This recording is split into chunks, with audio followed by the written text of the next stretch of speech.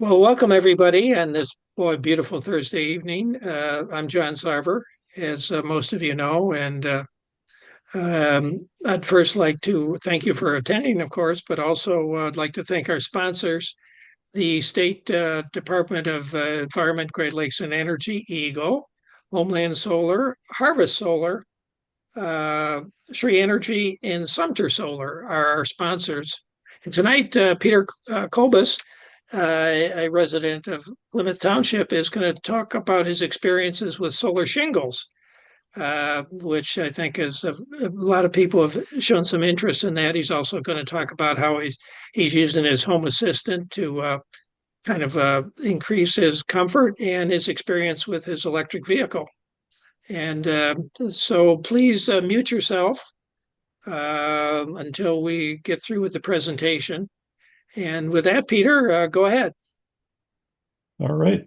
Thank you, John. I get screen shared here. Uh, I've been a member of GLREA for few years now, and I've learned quite a lot from others through their solar stories. So I feel honored to be able to share my experience with you all this evening. Uh, as John mentioned, uh, have lived in Plymouth Township since 2022. Before that, I was in Kansas City for about 14 years, uh, and actually grew up in Livonia. Um, One of my formative uh, memories in this space was actually Earth Day 90. I was in elementary school, and we did a unit on the environment. And the city of Livonia actually had curbside recycling as a ballot initiative that year, and that uh, came through. So that experience kind of taught me that we have one planet. We should take care of it. Uh, Between Livonia and Kansas City, I went to Michigan Tech, got my bachelor's degree in software engineering with concentration in embedded systems. Uh, I'm a software engineer, work for Garmin, work from home. And as you can see, I'm accompanied by my four cats. Uh, Ely and Vegas in the top right and bottom left, I adopted almost 5 years ago. Uh, and Romy and Michelle in the top left and bottom right are about 2 years old. I adopted them from Humane Society of Huron Valley. They've been great companions. Uh, so just a note, the system I'm talking about was first installed in fall of 2023, modified in 2024 to 2025. Prices, tax credits, availability, regulations, et cetera, have changed. Uh, and the opinions and viewpoints here are mine alone, not those of my employer or Certainteed or anyone else. So the property that I put solar shingles on, it's a late 90s colonial. It's south facing, which presents some challenges for homes of that era because the front elevation is so uh, complicated. It's less flat roof, more hips and gables and such. Uh, about 2,100, 2,150 square feet plus a 900 square foot basement on an 8,000 square foot lot. Previous owner had installed an air source heat pump with a soft start, which is a nice add-on. Heating is natural gas, and there's actually a four-zone pneumatic damper zoned heating and cooling system. So that also helps with energy efficiency. And this is an area with an HOA. Uh, a lot of subdivisions in Plymouth Township are. So moved in 2022, knowing the roof had limited life left. 2023 made the jump. Um, so the roof that I had was, well, the granules were starting to fall off. It was an end of life. I need to replace the roof. Uh, DT's bill, as you know, the tariffs are pretty high and climbing. Um, and within the first year back, had multiple power outages, including one of 20 hours in August 2022. Uh, and because of that power outage, I wasn't able to work that day. So that's another problem I'm trying to solve with this. Uh, so looking, I was going into this and looking for a day or so of energy backup. Uh, want something that's good for the environment, uh, pollution, noise, aesthetics, and something that's cost effective. I'm not necessarily looking to make all of my money back, but the solution that makes the most sense economically over 20 or 25 years is the one that I want to go with. Uh, so I did look at replacing the roof and then having solar panels added to that. Looked at solar shingles, and the fallback option was to just replace the roof and get a whole home generator. Uh, and as I was doing research, looking at what was out there, uh, for me, solar shingles made the most sense. Uh, Slight edge on aesthetics because it is flush and it blends a little bit more with the roof surface. Um, so these are the same underlying basic photovol photovoltaic technology as your typical rack mount or ground mount solar panels, but they do mount flush. Um, each unit is smaller, and any area on the roof that you have uh, with the solar shingles, you don't have to have asphalt behind it. So there's a little bit of material and cost savings through that. Um, and what I found is that the performance in terms of watts per square meter or so basically approaches but doesn't come 100% to meeting uh, traditional solar panels, but it's pretty darn close. So with my eyes set on solar shingles as the option, I did do some research, looked at, well, who makes them, who has a product out there.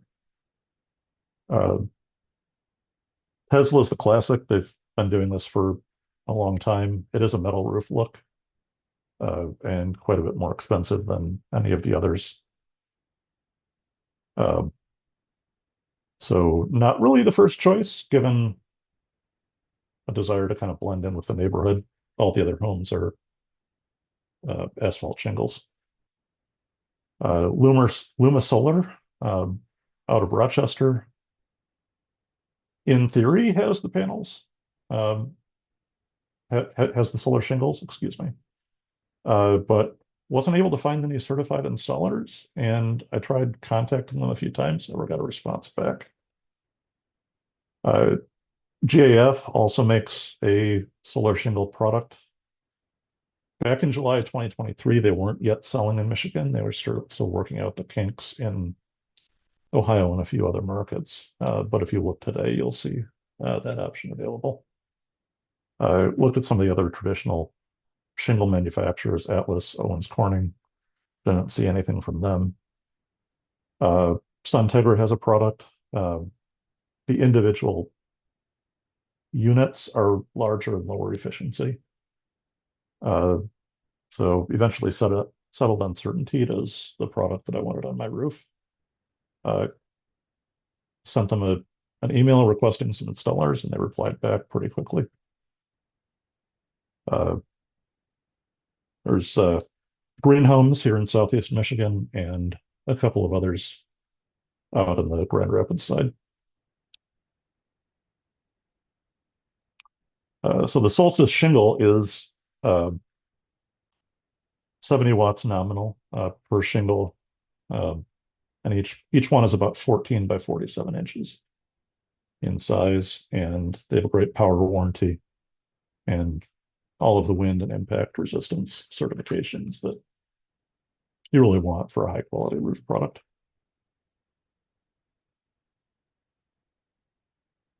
So before I get into the design, Max PowerPoint trackers are kind of the essence of what helps a solar system get the maximum power out. Each solar panel has a unique current to voltage curve, and the amount of current rises or lowers based on how much sunlight is hitting the panel. And the goal of the MPPT is to basically find that point and track it so that on that particular string of panels, we're getting the maximum power output possible. So if you have different levels of shading, different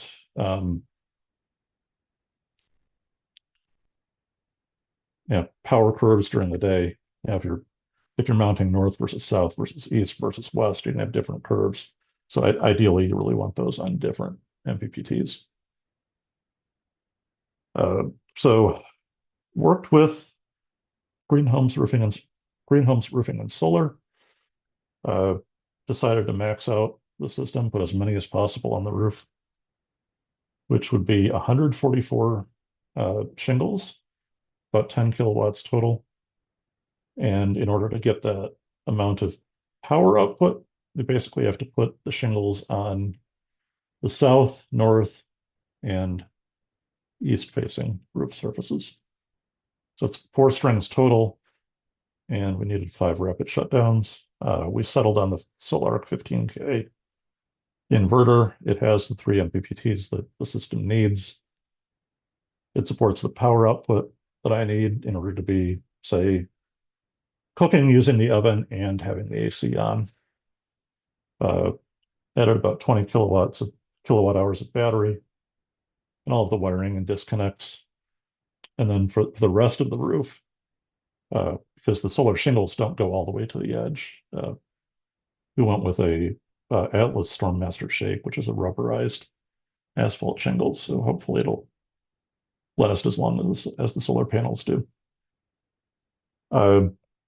My cost for the project was about 85,000 total after the tax credit. It was netting about 66,000.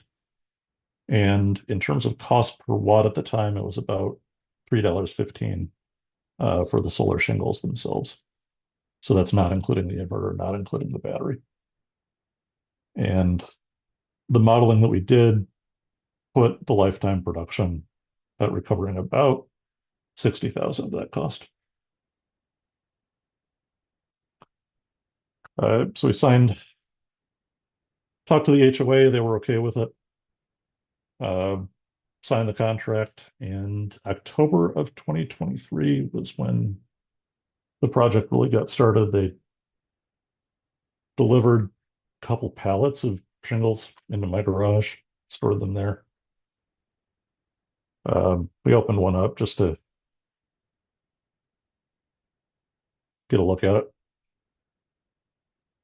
And then that last week of October is when the installation really started. Green Homes has a great crew, multiple people. And this was actually the first installation of the Solstice shingle in Michigan. So Certainty even came out to supervise and to teach Green Homes how to install it correctly. So it's awesome to have their help. And they've got quite a crew going. They're working on multiple roof surfaces all at once throughout the week. Um, and the total installation time was about 5 full days. It started on a Monday afternoon, ended on a Saturday morning. And Green Homes did a great job, taking care of the property, covering landscaping, picking up nails and screws with a magnet each day. Uh, so when they were done, this is what the result looks like. South facing, we've got one string of panels. We've got eight on the left, 40 on the right. And there's basically a rapid shutdown underneath each one of those blocks of shingles. On the east, which is basically over the garage, one string of 24 panels. And then the remaining 72 are north facing. This is in two strings of 36 panels apiece. We put the inverter and the battery in the basement. And the AC disconnect was outside, along with the rapid shutdown switch, as DTE wants, as the building inspector wants. So this project,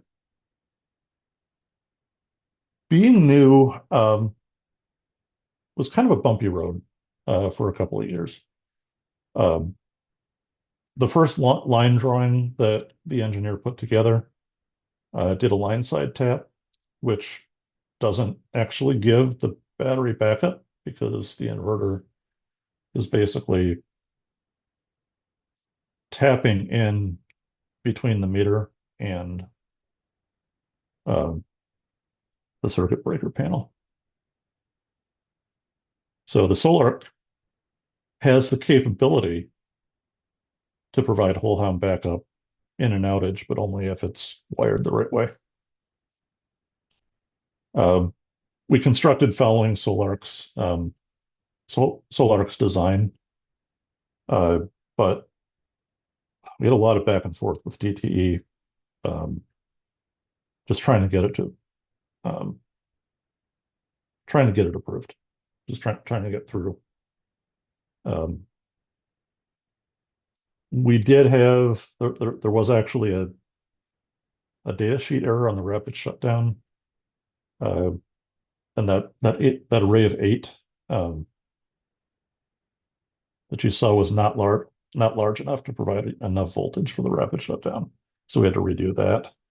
And then in between all of this, state of Michigan went from the 2017 to the 2023 electric code, so we have to kind of adapt on the fly as we're trying to get all of this to work. So had some back and forth with DTE, basically an email every week or two, because that was the pace that they did it. And eventually we finally got DTE to clarify what their position was. And they've got this, what I think is just a silly requirement in their green book, their service installation standards, that basically says that AC disconnect cannot branch to a load. It can only control whether the inverter is connected. Eventually we did get a workaround okayed, where we need basically they said, if I can have the main service panel connected to the grid bypassing the inverter, they would okay it. And again, it's kind of silly because what that's talking about is really my equipment. DTE doesn't really have any business specifying that, I think, but we eventually gave up and just did it. So around this time was when Peter Avram gave his solar story, and he talked about having a bypass switch, and that's where things kind of clicked. in terms of what the solution needed to be in that department. So we basically did the same thing that he did, uh, by necessity rather than by choice, because those things are expensive. We needed the separate service disconnect and surge protection device um, from the 2023 code. And then in order to get um, that that section of 8, we basically needed to add to it. So we bumped that up to 11 panels. And it's basically 3 more panels total on the roof, but 2 more are producing. And I'll get into that in a moment. So a bunch of changes, but eventually got to something that uh, was looking like it could work. So going up to 11 panels and just adding the 3 actually pushes the total voltage beyond Solarc's limits. So we ended up having to split this into 2 strings as well. So it's 25 and 25. And it roughly looks like this, where we've got 11 on the left, 14 of the 15 from the top 3 rows on the right wired together as 1 string, and then the remaining 25 are the other. Uh, we now have a bypass switch in the basement where we can switch the service panel between inverter and grid. And then we have the service disconnect and surge protection device out there now as well.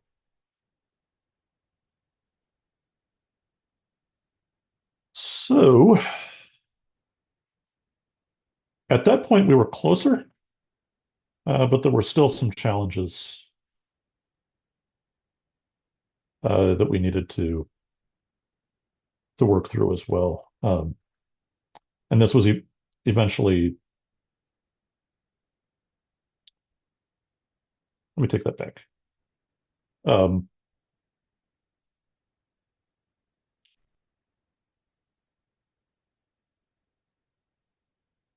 all right, hold on. So the challenges during all this, system sizing, the really limited options for the inverter and RSD, because this is effectively a string rather than module level uh, shutdowns. There just isn't enough space behind the shingle for the microinverters, and there was a whole lot of new. So I talked about the no space under was the first instance of the solar solstice shingle in Michigan.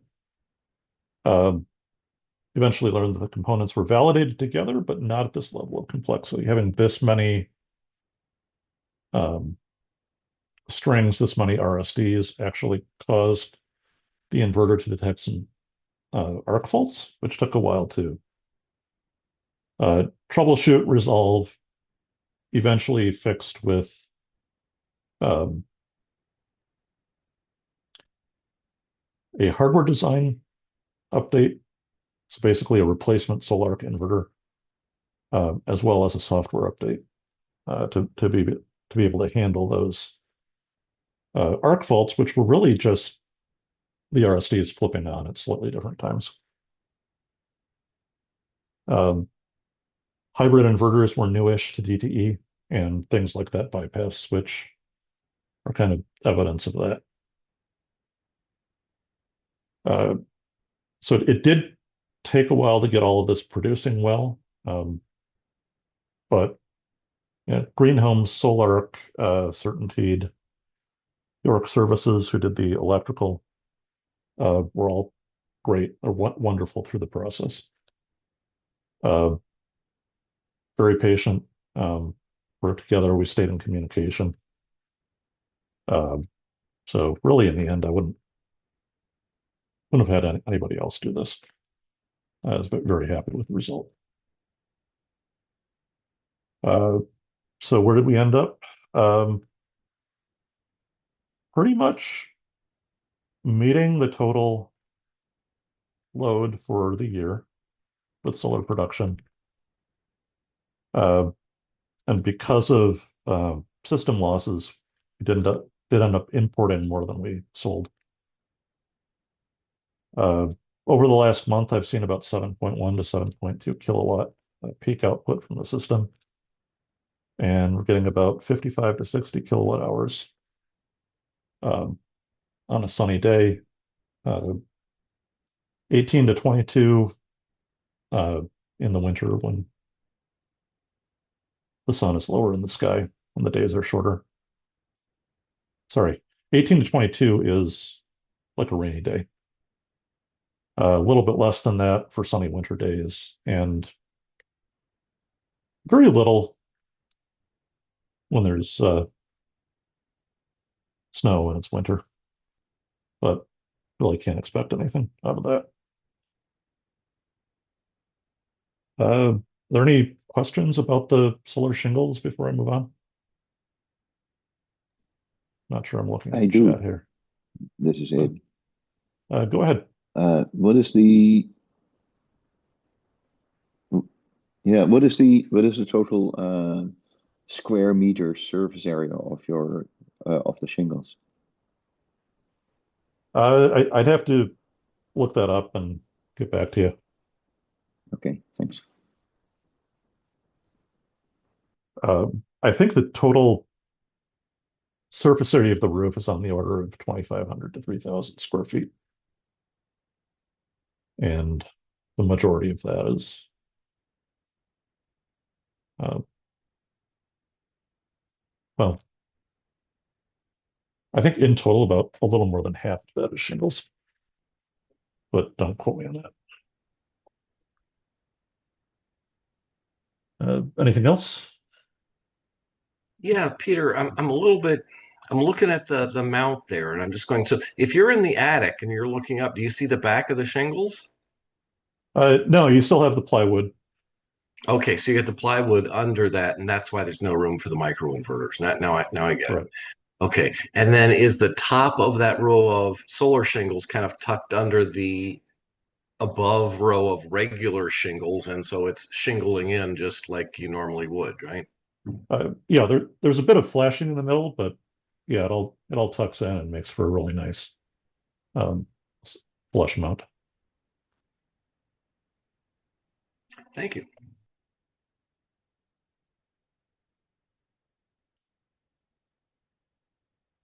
All right. So about the time I was getting into the solar, I was also starting to look at home automation, um, both to make the best use of that solar production, um, for energy efficiency, um, but also to, if I can, control the inverter settings automatically. Um, when I was looking around at inverters, I think Enphase has a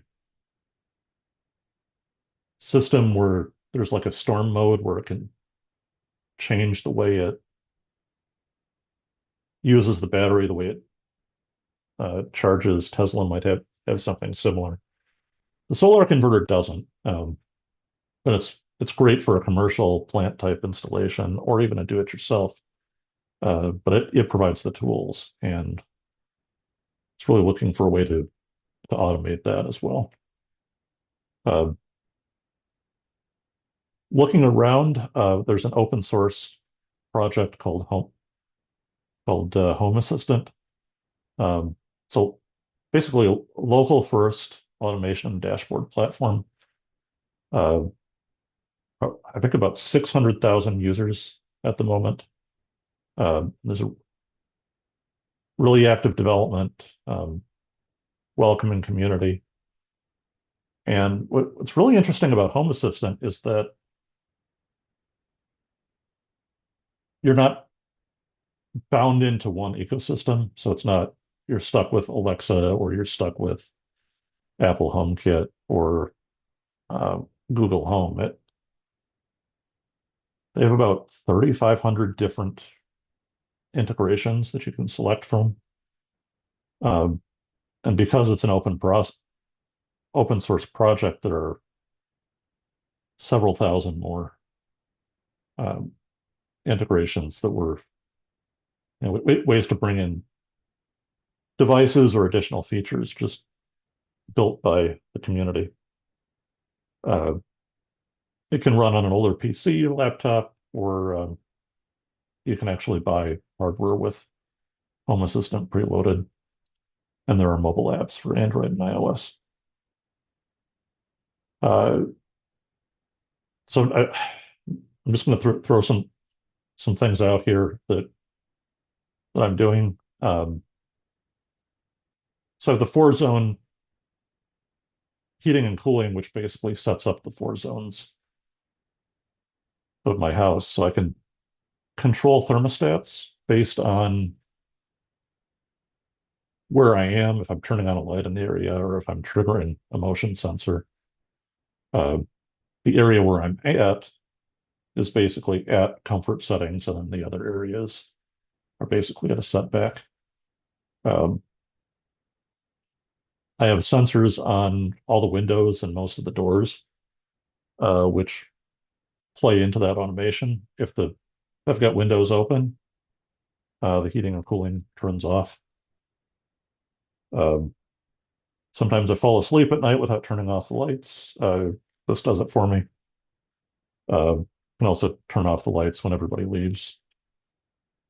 When we started to get into energy management, put a smart plug, for example, on the lawnmower batteries and turn that on or off based on what the solar production is like. So we can charge the lawnmower battery ideally from the sun, save money, save energy. And more recently, swapped out my ceiling fans for some Hunter fans that have HomeKit support, got those integrated. And the ceiling fans run now to circulate air and I think reduce furnace and air conditioning usage. I haven't actually confirmed it, but it feels like it. There's also just general comfort things. Integrate your TV into it. Start up Netflix, and you can dim the lights in the room. Uh, like I said, you got the door window sensors on the basement door. You open the door, the basement lights turn on. Uh, and there are built-in dashboards as well. I have smart speakers that just kind of help keep me accountable. Um, Smart plugs in the washer and dryer, and I get an announcement when the laundry's done. I have my calendar integrated, so I get a voice reminder an hour before I need to leave for wherever I'm going. With 4 cats that kind of follow me around, um,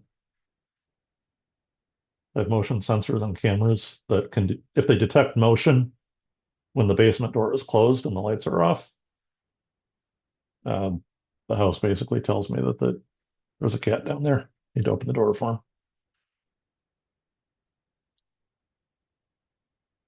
And then really getting into solar specific. There's the storm mode that I mentioned. Have National Weather Service alerts plugged in, and I also figured out how the DTE outage map presents the number of customers without power. So I have sensors for those. And if there's a thunderstorm warning or a winter weather advisory, it'll basically switch the inverter into a mode that ensures the battery is charged. I've got the DT customers without power because, of course, the more customers are without power, the longer it's going to take to get the power turned back on. Um, I also have 4 different levels of time of use settings. The solar converter can basically set out of six time periods during the day what the battery should be charged to, whether or not to charge from the grid, whether or not to export. Um, so if it's a snowy winter day with very low production, I want to keep the battery charged up in case there's an outage. But summer days like today, use the battery overnight. Don't use the grid because it's going to charge up and export even without it. The thing that connects the Solarc to Home Assistant is a product called Solar Assistant. And Solarc has an app that uses the cloud. Data updates every 5 minutes, and there isn't a great way to get data out of it for home automation. Solar Assistant solves that problem. More frequent updates. And this, like Home Assistant, you can either get a Raspberry Pi or some hardware for it, or you can buy a device with the software preloaded. Supports a number of inverters, so you can make or buy cables for each. In this case, I chose to buy. Where am I at?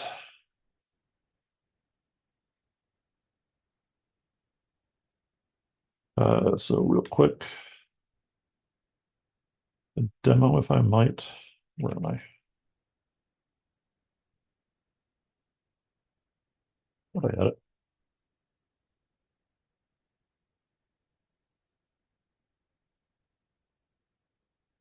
Thought I had this teed up, but just a moment here.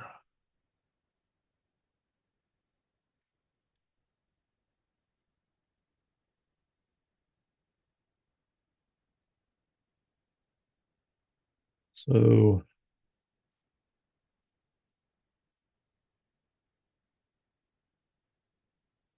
this is Home Assistant. I'm not sure if you can see my browser window on top. Could somebody confirm? Yes, we can see it. It works good. Okay. Yeah, so there are dashboards built in. There's an overview. Lights, which shows lights. Security gives an overview of cameras and windows and such. Climate, and there's even a energy dashboard, which basically gives the classic flow diagram. You can also poke at energy use versus production. See, today so far, 50 kilowatt hours. Used 27. Some of that was probably the dehumidifier in the basement. And peak power, net export. They can even plug in your DTE or consumer's tariff and estimate how much today charged.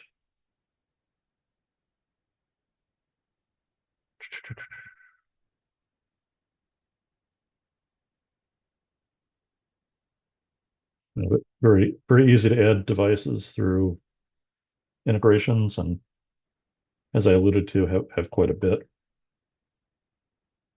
And automations, quite a few. Here's one that's kind of a simple example. I have smart switches on the master bath and guest bath fan, and a smart switch on the circulation pump in the basement. So if the fan comes on, the door is closed. The circulation pump runs a few minutes to basically bring hot water up quickly. So pretty easy to understand when you've got conditions. So you get triggers, you have conditions, and then steps, which is very visual, very easy to understand and work in a great community as well. So there's like a forum and such where you can ask questions. Pop over to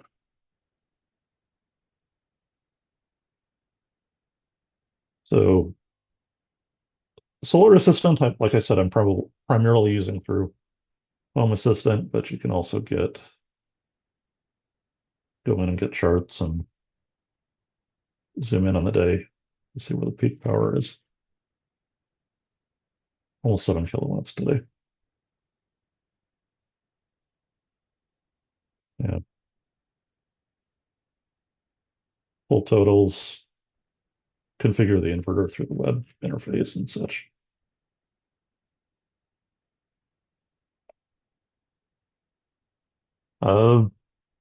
Any questions about the automation?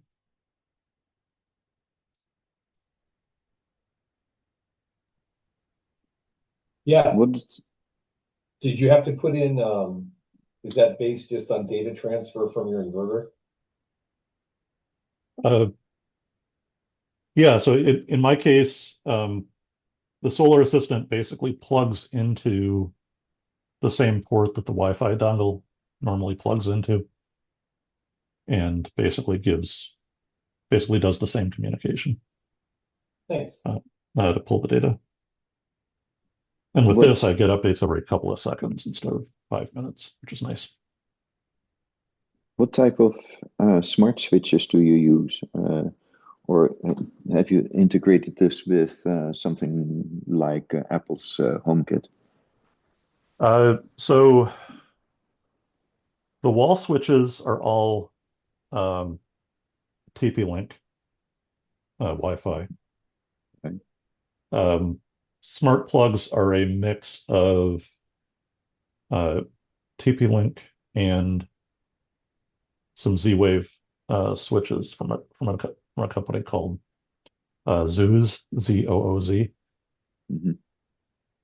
And they make a lot of great, highly reliable products, and they're fair prices. Customer service is great to work with. Do you know whether is Home Assistant? Do you know how much it integrates with Lutron's Radio Ra, for example? Not familiar with that one in particular. I do know that Lutron's Caseta is supported. Um, but honestly, if there's a if there's a mobile app, it probably is supported. Dave Curtis, go ahead.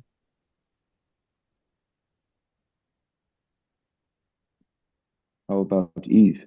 Can you, well, two questions. Can you put the vendors screen that you had up before on? And you mentioned Green Homes. They do shingles and solar panels? Yes, Green Homes does both and traditional roofing. So if you need a new roof and wanted solar panels, you could just go to them and they can be the one-stop shop for you.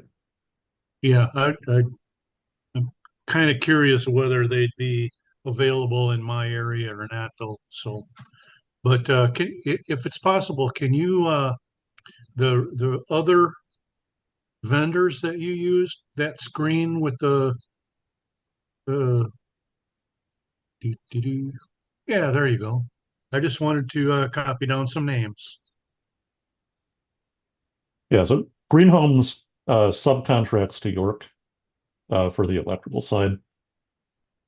And Justin York is a master electrician.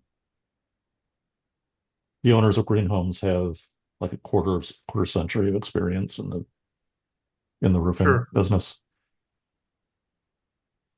Dave Sure. Arnesti, go ahead. Uh, Peter, thank you for the very interesting presentation. I had a question about your backup battery system. I think it was a 20 kilowatt hour. Yes. Do you have an idea of how long that would keep things going in the event of a power outage? And when you installed it, did you configure it to supply certain loads over others? So the total amount of outage duration it's going to be a function of both the panels and the battery. But it will get me through a winter night if it's fully charged up. I do think that in retrospect, knowing a little bit more and really thinking about conversion losses and the fact that the battery management system and the inverter do take some power, I probably would have gone up to 25 or 30 kilowatt hours.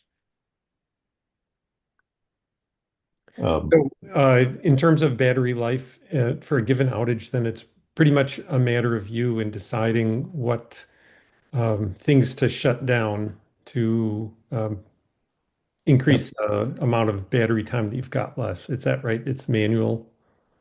So with the solar inverter, basically all of my loads are on the load side. So it's not split between essential and non-essential. I see. Mhm. But with the home automation, I can start to shut things off if I want. So I could set back the thermostats or even turn off the AC to save some power. Dale Klein, go ahead. Thank you. So I was very interested in the slide where you were talking about what DTE allowed and how you had your system set up. It sounds like you have one or more main load panels for your house, and that can be supplied either by the solar and battery inverter. You just manually switch it to be supplied from there. Or if you want, like if the system was not working for some reason, you can manually switch your loads directly to the grid. Is that right? So I have one load panel for the entire house. And this additional transfer switch Okay. controls what the input for that load panel is. It can either be the utility fed directly, Yep. or it can be the solar inverter. And then you have another panel outside that where the utility comes in initially, your meter, I guess, and then it splits there and goes to the solar, which has the battery and the inverters behind it. If this switch down here is telling all your loads to run from the battery. So all of the solar and the battery go directly into the inverter. Into the inverter. This AC disconnect is basically disconnecting the inverter from the meter. And that inverter has the loads behind it also, right? Yes. Depending on the position of the large disconnect or transfer switch at the bottom there. Yes. Okay. So they did allow you to have one disconnect outside that shuts down your whole house. I mean, that's great. That's what I would prefer. I mean, because otherwise your solar runs directly to the inverter. All of the DC PV wires go directly into the inverter. They don't go through that switch outside. Only the rapid shutdown, like control signals, also go through that outside switch. Yes. Okay. Yeah. And the rapid shutdown is just a separate button that's also out there. Yeah. Labeled for the firefighters. Yeah. Yeah. So that rapid shutdown switch, the little red button, that's going to turn off your whole house too, right? Or does Yes. that? It does. Okay. Yeah. That shuts off everything, and that switch is wired directly into the inverter. Yeah. Okay. And then Graham, go ahead. okay, thanks.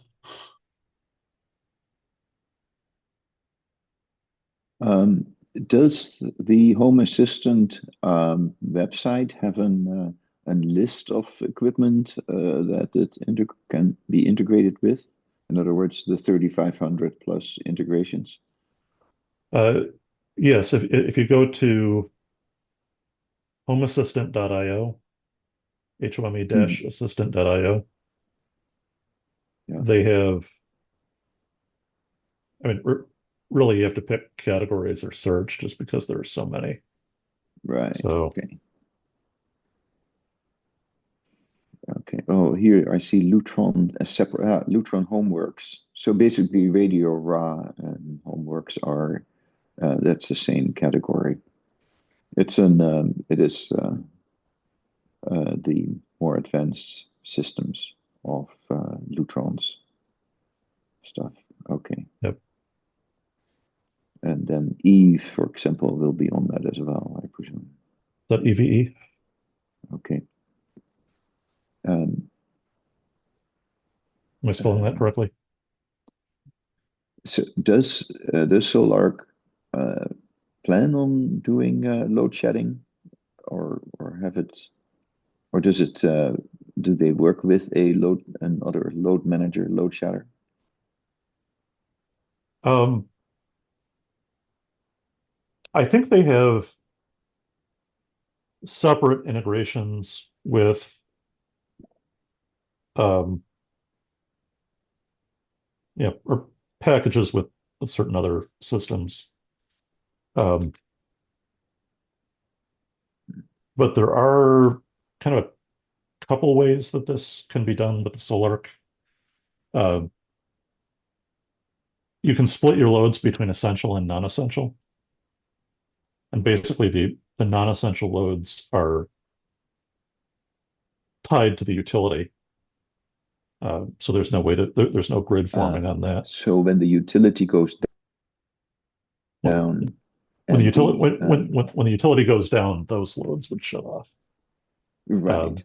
So in that sense, it works like a load manager. In some sense, yeah. Because then the batteries automatically power it, and your battery, so your batteries continue to load your batteries. I mean, the panels continue to load your batteries, and you basically your essential services are all up, and you can specify your essential services in the Solarc. Yeah, so simply by the way simply by the way it's wired, you know, which you have to. so if you have essential and non-essential loads, you'd split those into two panels. But you have to, and they would be on separate terminals on the Solarc. So you have basically separate breaker boxes for them, Yes. or can you specify in your breaker box? Do you have a smart breaker box? It doesn't sound like that, right? No, and I don't think there's direct integration with smart breaker boxes, but Home Assistant does have integrations with some of the newer smart breaker systems that are Like out there. With like span and span in particular, yes. Thank you. Yeah. Okay. Good. All right. Thanks. There is actually one more input output on the inverter. It's nominally a generator input, but you can also convert it. You can configure it as smart load, so it can be input or output switchable. Well, go ahead, Lee. Okay. Thanks. Yeah, you mentioned, if I recall, $81,000 for the solar, and you gave a price per watt. Can you give us a little breakdown on whether everything you've talked about was included in the 81,000, or was that just the battery and the solar shingles, and the hookup to the grid, while these other things that are like home improvements connected to the home assistant were in a different category cost-wise? So that was the total cost of the roofing and electrical work. So that actually included the tear off and re-roof. Basically the shingle replacements for the rest of the surfaces. But not all the smart devices that you have installed in your home. No, Yeah. no, that goes above and beyond. Yeah. Second question is, you said that you had some shingles on the north side of the house. Yes. Is that something unique to solar shingles, that they can use non-direct light more efficiently than other panels? I'm not sure I can compare the shingle efficiency directly between the Certainteed and others.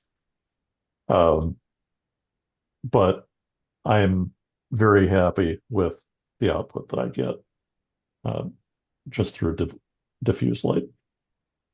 Yeah. Thank you very much. Very interesting. Go ahead, Dale.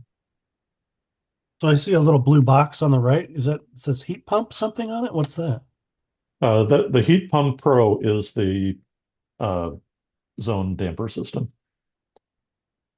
So it's got inputs for all the thermostats and pneumatic outputs that go to the breaker. Okay. All right, great. Thanks. Well, Peter, why don't you go ahead and tell us about your EV? Sure. I know we're running short on time here. Yeah, we can go over. All right. So the EV purchase was October of last year, so pretty darn new. Um,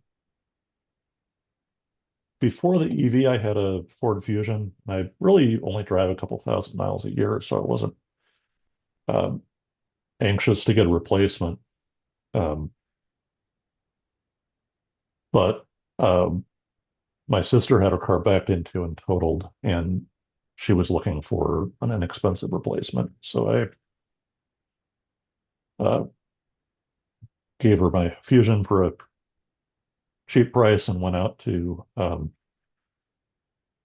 Fox Hyundai in Ann Arbor and picked up this Ioniq 5. Uh, Overall, very happy with it. Um, great, great energy efficiency, and it's loaded up with all the safety and comfort features that I want. So the cameras and the driving assist systems and such. Um, and with the EV credit having gone away and the tariffs, Hyundai in particular was in a very good position because these vehicles are manufactured down south at what they call their meta plant. So they're not hit by tariffs nearly as much as like Ford or some of these other companies are that manufacture in Canada or Mexico or otherwise. So actually between 2025 and 2026, Hyundai dropped the MSRP on these vehicles by $8,000 to $10,000. So it was after the rush of credits, but still got a really good price on it.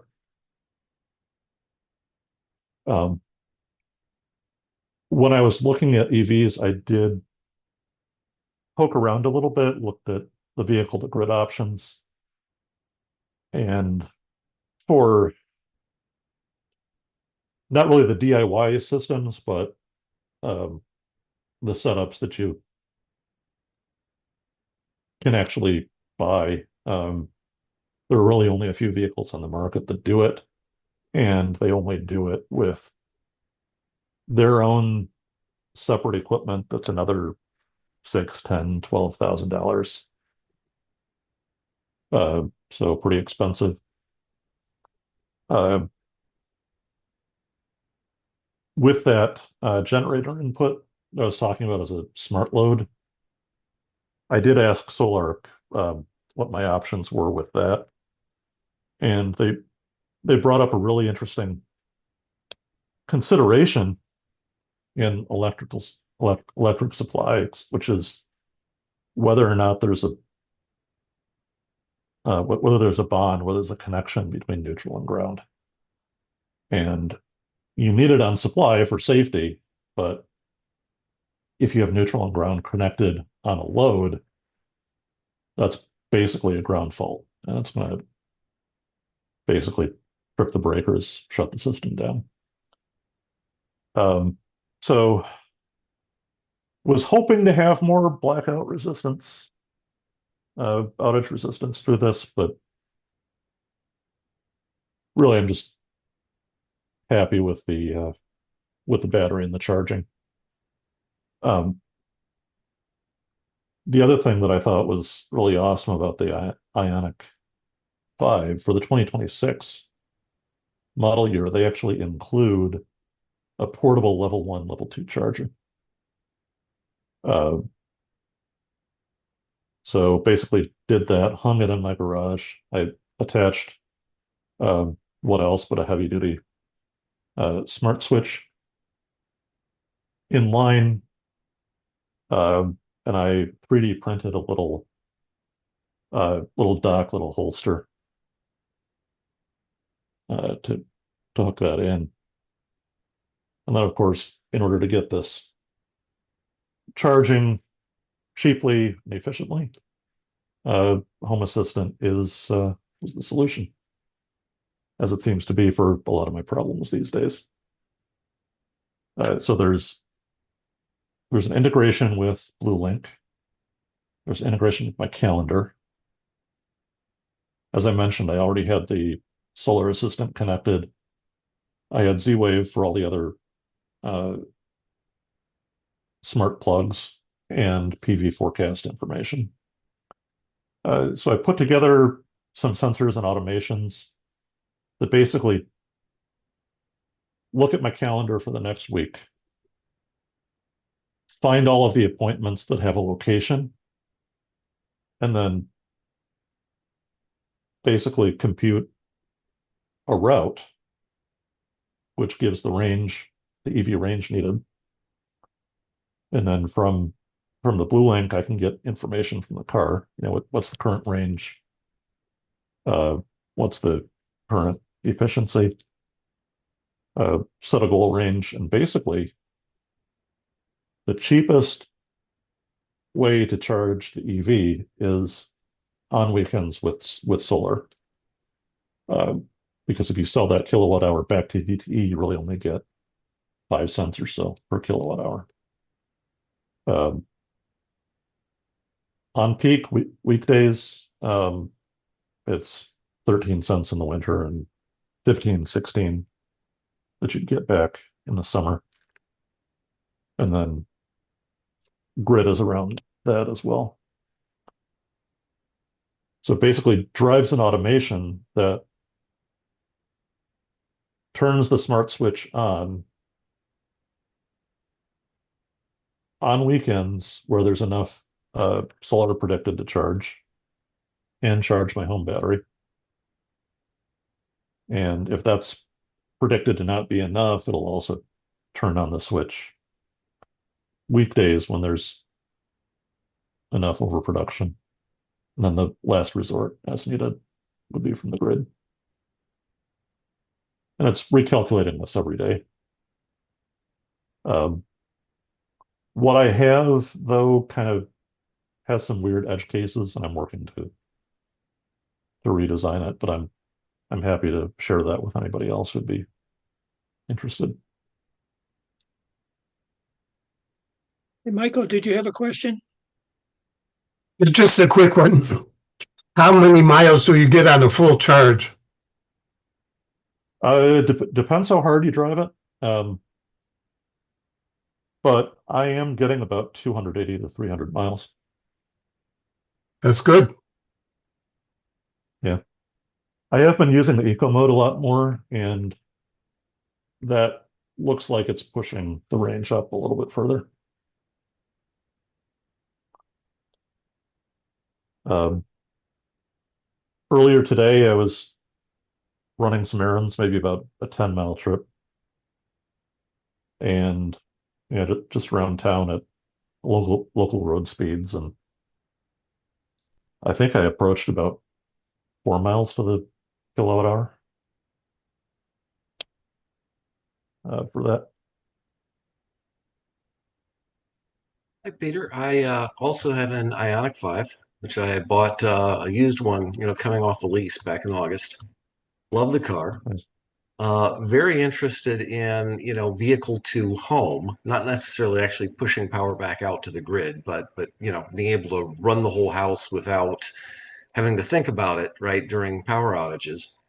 Um, and there is Wallbox is out there with their Quasar 2, which they have a YouTube video showing it work with an Ionic 5, but you can't buy it yet. Uh, was it with the 5? I haven't seen it with the 5, but They also did the Mach-E and I think a Tesla as well, right? They were doing different cars. um, I But think you the have to key. get a special software update. Let's see, the Q270p. No, that's sorry, that's something else. Well, anyway, Um, I'm sorry, don't see it. But anyway, there's some software update you have to take it to the dealer and get. They can't do it over the air or whatever. So I don't know. Like I said, you can't buy it yet, so there isn't a price. right, right. Um, I think I did see one on the Kia EV9, but not on the Ioniq 5. Definitely Uh, works on the Kia. I think that one you can even buy. yeah, you can sign up to pre-order, I think. Pre-order it, yeah. Hey, Dale, go ahead with your question.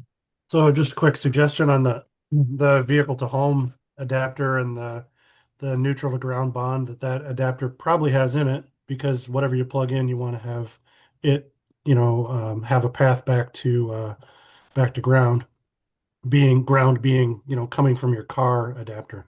What you could do to charge into your battery and the rest of your house is get something like a 48-volt battery charger that's going to be, its AC input is going to be isolated from its DC output. And so plugging that into the vehicle to home adapter is not going to cause any problem because it's a separate system. It's on the AC that the car is putting out, and that's not going to have to match up with what is the AC frequency and phase that's going on in your house. And it'll just add however many amps back directly to your battery. That's another idea of how to do that, maybe. Uh, yeah, but potentially. I think in the case of my system, the the the inverter and battery and the garage are on opposite ends of the house, so it makes it a little challenge. But Oh, yeah, sure. uh, yeah, I remain excited and interested for this to become more of a thing. And maybe the next inverter, the next car, the next whatever uh, provides it. Now, Peter, is that your last slide? Uh, yeah, that's pretty much it. Oh, okay. Yeah, why don't you stop sharing and we'll see if we have any final questions. Do you want to throw this out here? I do have a QR code to a GitHub site where I'm going to I'll put this presentation, I'll put supporting materials about uh, Home Assistant and my setup. You've also got links. We talked, I mentioned Peter Abrams' story being. Weather outside is perfect. Open the office and guest bedroom windows. I thought I turned that off. Yeah, that looks Uh, great. Yeah, Dale's talk on time of use rates was really helpful in terms of understanding and thinking about uh, how to plan uh, usage. That's another good one. And David and Dave's presentation on geothermal is going to be something that I'll explore once my current uh, heat pump needs to be replaced. Hey, Peter, thank you for a marvelous presentation. You covered a lot of ground and I think a lot of new information for folks.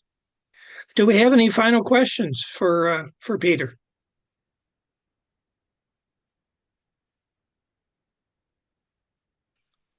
Uh, Dave, do you have a question? Yep, just a quick one. Peter, would you go crazy if you went to Paris for 2 months and you were away from your home, wondering what was going on there? Yeah, probably. I definitely miss the cats too. That's a good way to end. Peter, again, thank you very much for a great presentation. It doesn't look like we're going to have a program next Thursday, but stay tuned for announcements for future programs. We're kind of in the process of scheduling some new presentations. And again, thanks everybody for attending.